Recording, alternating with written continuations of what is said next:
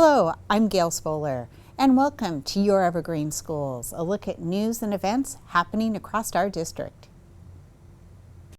In this episode, we'll take you to the Eagle's Nest Cafe, where some special students are serving up smiles and coffee by taking part in a hands-on learning experience. You'll also see students at Evergreen High School learning the skill of stage combat for the recent performance of the Three Musketeers. We'll also show you a great program called Natural Leaders, which helps parents become more involved in our schools, no matter their native language. And we'll shout out to hundreds of volunteers who donated their time to Evergreen Public Schools in the annual Day of Service. But first, what you need to know about a replacement levy going to a vote in February. We'll show you how the money raised goes to preserve teachers and vital programs for our students.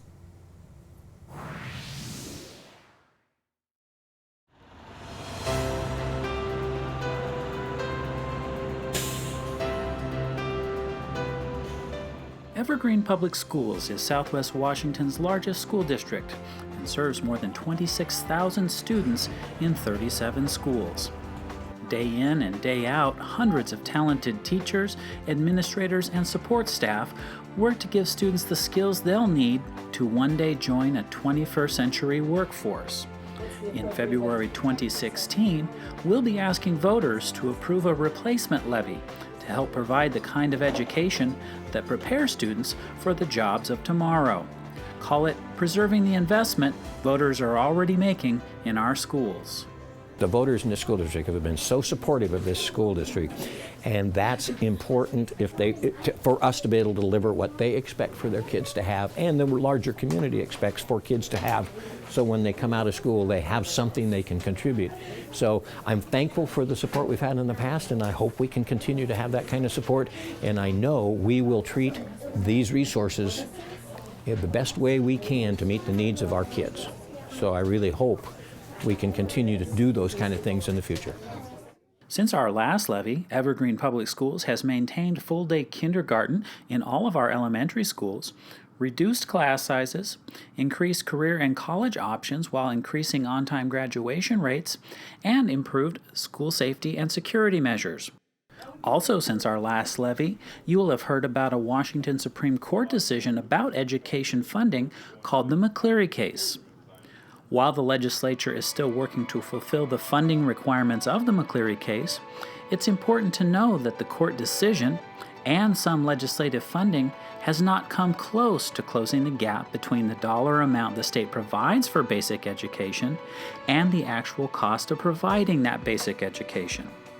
The legislature is currently being held in contempt of court and is subject to a daily fine of $100,000 for not fully funding basic education according to its own formulas.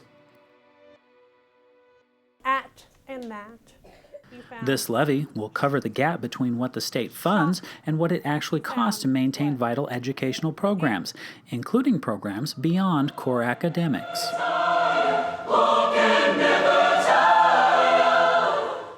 It has a real commitment to the people that live in this community, not only to the taxpayers, but also to the people that live in this community, that we're going to do their best by their kids and their students. And by the time that they reach graduation, they're the most well-rounded and ready to face college or career, whatever the choice may be. And that's why it's so vital that we have all of the continuing programs that we do to make that possible. What are just some of the things this replacement levy will maintain and preserve? An estimated 200 teachers to help reduce class sizes, funding for our 21st Century Technology Initiative, and funds for music programs, athletic programs, and extracurricular activities. You will be asked to consider a levy to replace the current one, which expires in 2016.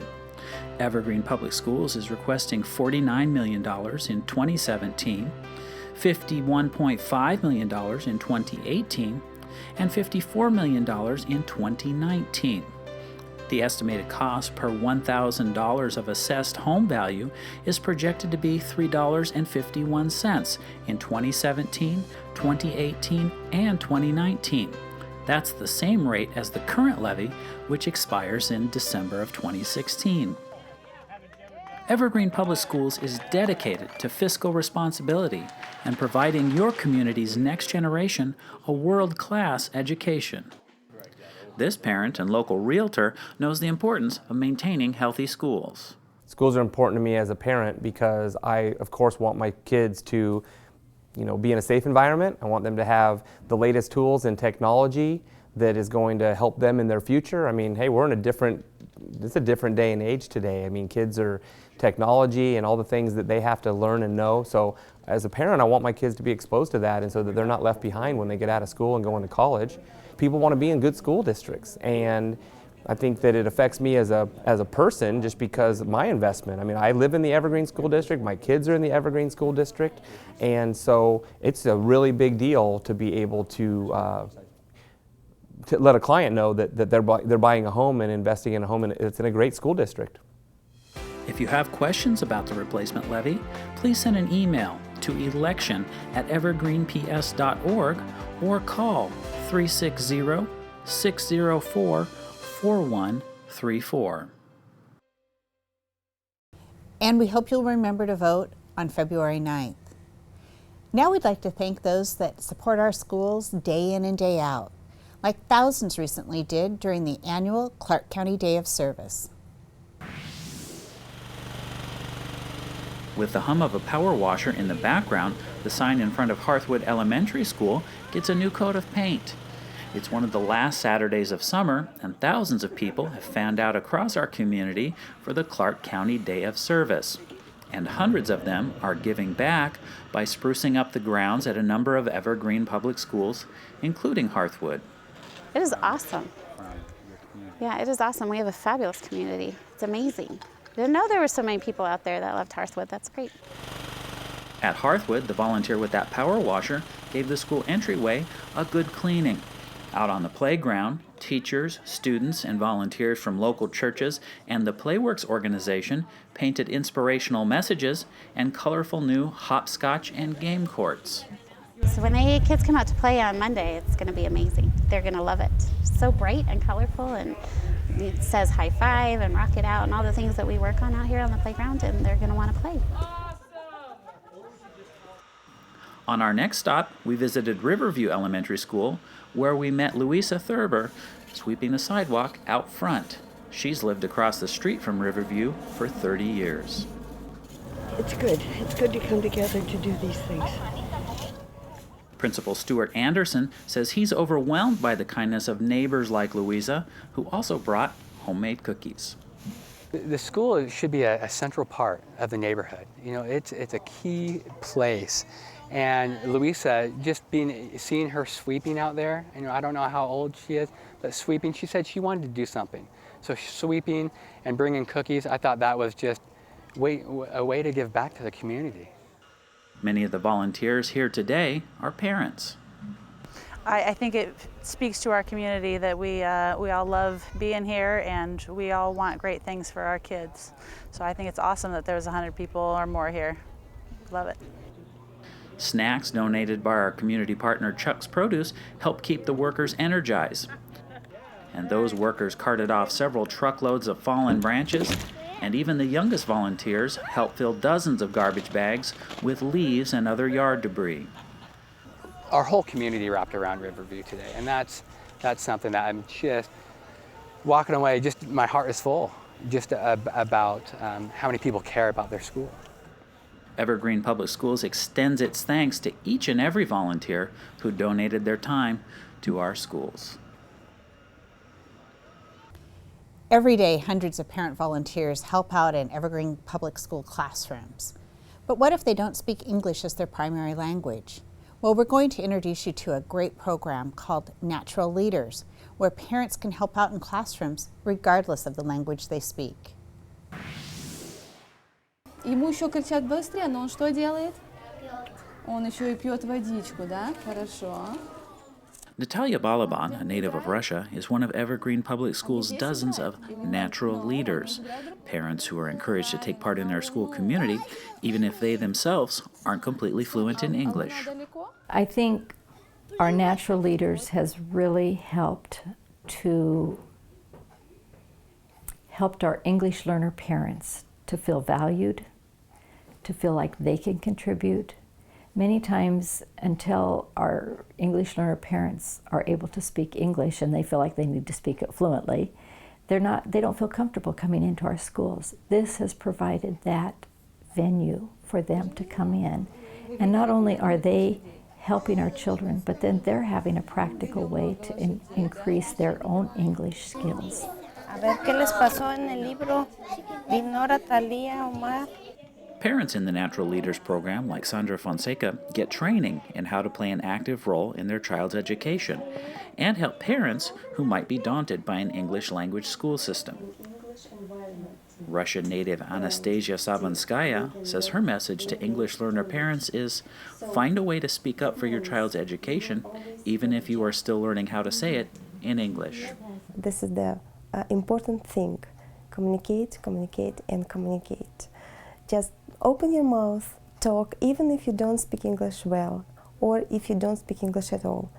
Just try to find parents who speaks English, and you know that you won't have a refuse from them. They will help you anyway. Teresa Mendoza, a native of Mexico, got involved in the Natural Leaders program after seeing her son struggle in school. She started volunteering in her son's class and saw him improve.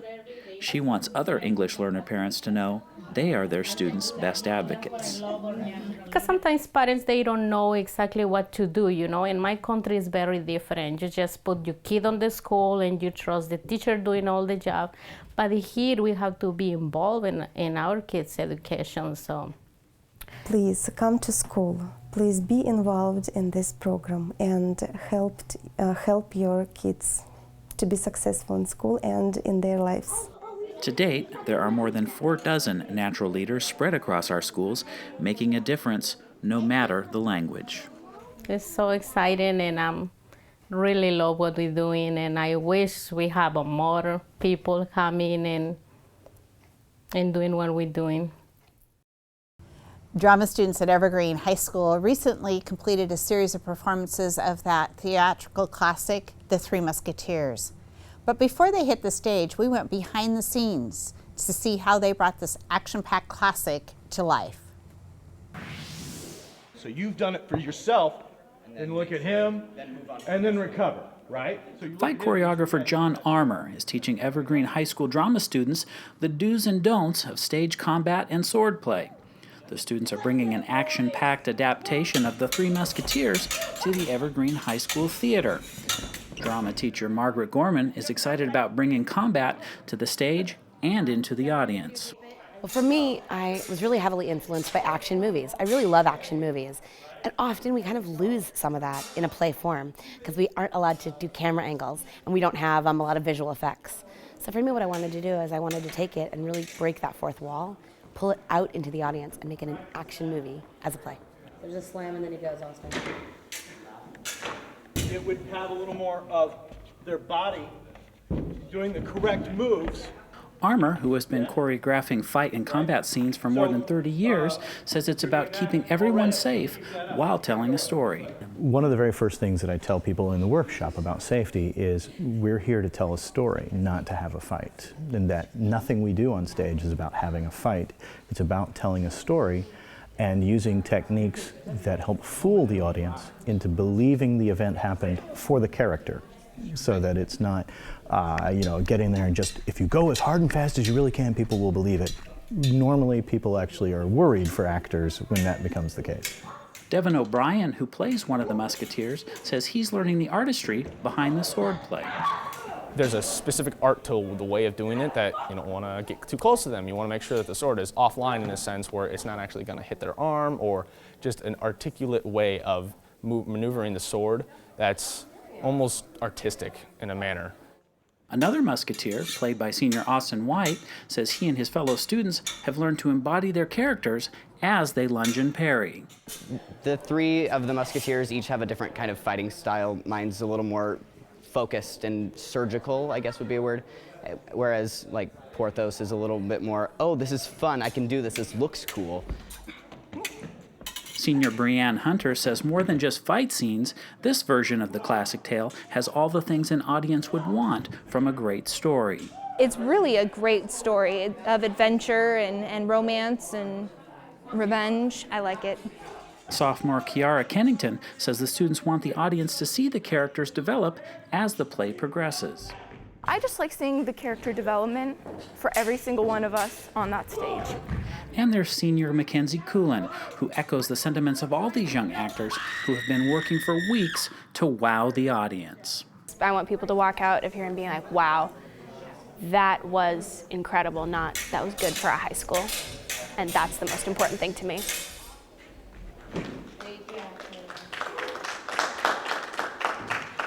All for one. And one for all. Hey, that's what I was going to say.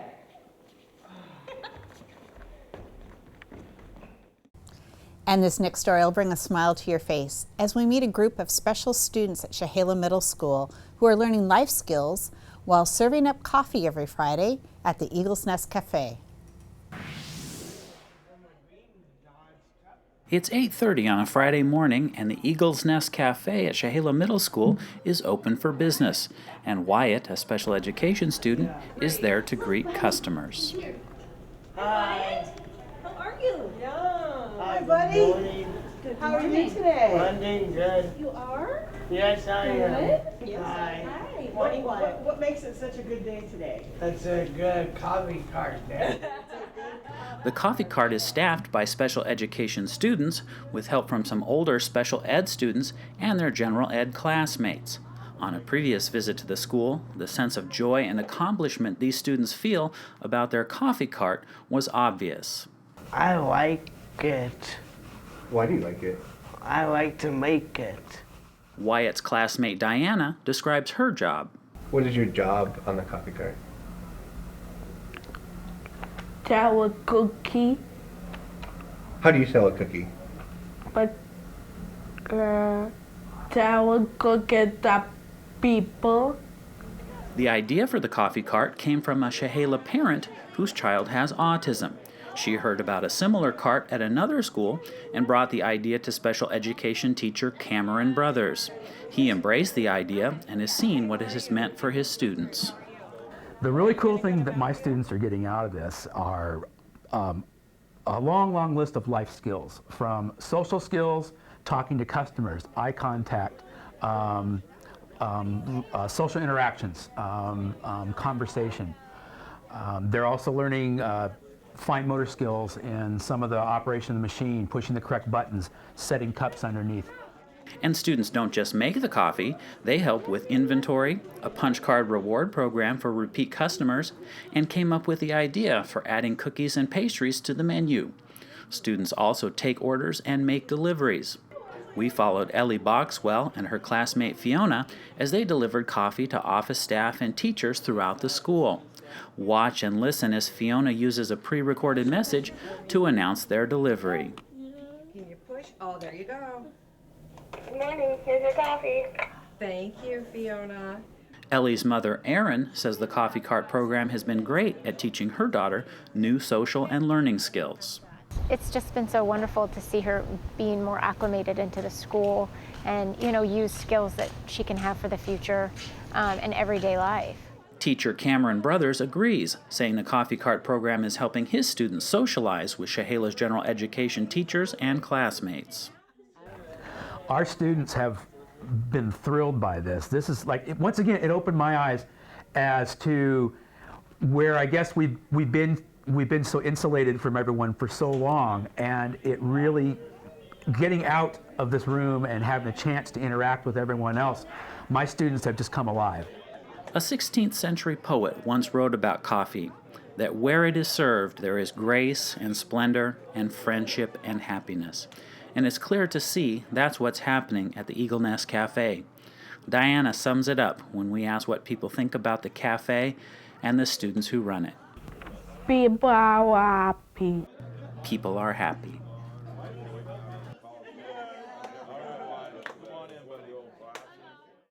Thank you for watching Your Evergreen Schools. And remember to vote February 9th. Here's a look at where you can find us on social media. Like us on Facebook, facebook.com/evergreenps. On Twitter, follow us at twitter.com/evergreenps. You can also follow our new Instagram account, evergreen_public_schools, and on Vimeo. You can see videos like this one at vimeo.com/evergreenps.